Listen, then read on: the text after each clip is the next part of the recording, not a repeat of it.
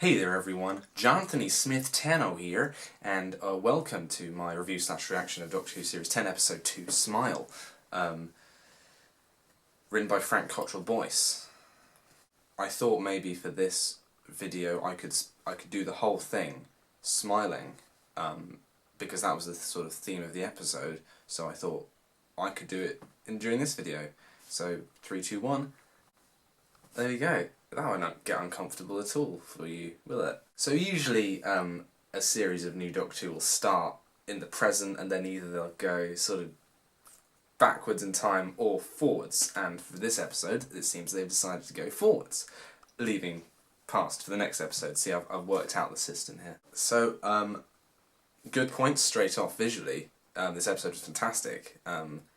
The location itself, I think it was the City of Arts and Sciences somewhere in Spain. Really quite an inspired bit of location filming. Architecturally, it just looks really quite futuristic and just works very well for the place it's meant to be.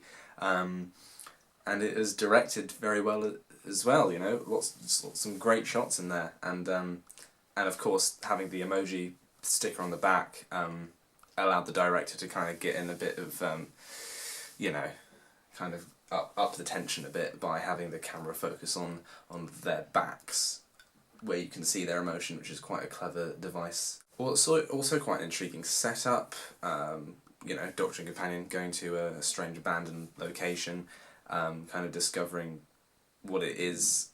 It's kind of a bit arc in space in that regard. Fourth Doctor, second ever story, so maybe it's slightly inspired by that, I don't know.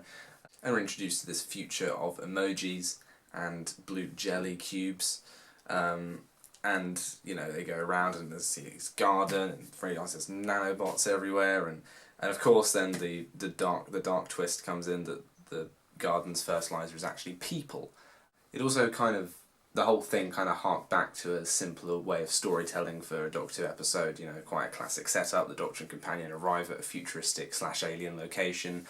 They think everything's okay, something's not okay, and then they just kind of have to save the day, I suppose, which the formula of this episode really did kind of go by. You know, that's quite lacking. There was no real kind of, there was no overemphasis on emotion. There's none of that to really slow it down, which is quite a welcome relief in a modern episode. You know, it was nice to have no over sentimentality in an episode, and it just kind of focused on the science fiction plot, which was pretty cool. And of course Peter Capaldi and Pearl Mackie were okay.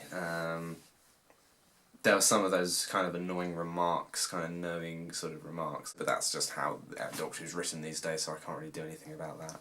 I don't think this video is actually uncomfortable enough. I think for the next segment I'm going to have the camera slowly zoom in on my face, if that's alright with you. I just think it'll make it, you know, a bit better. So, bad points.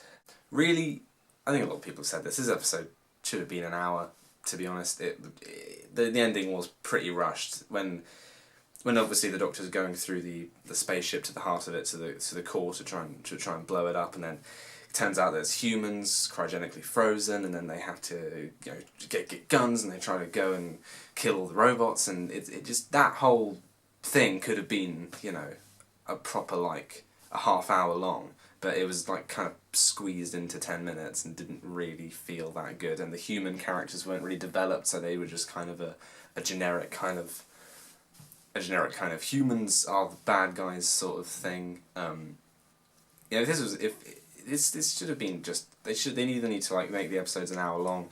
If they move the show to Netflix, of course they could easily do that.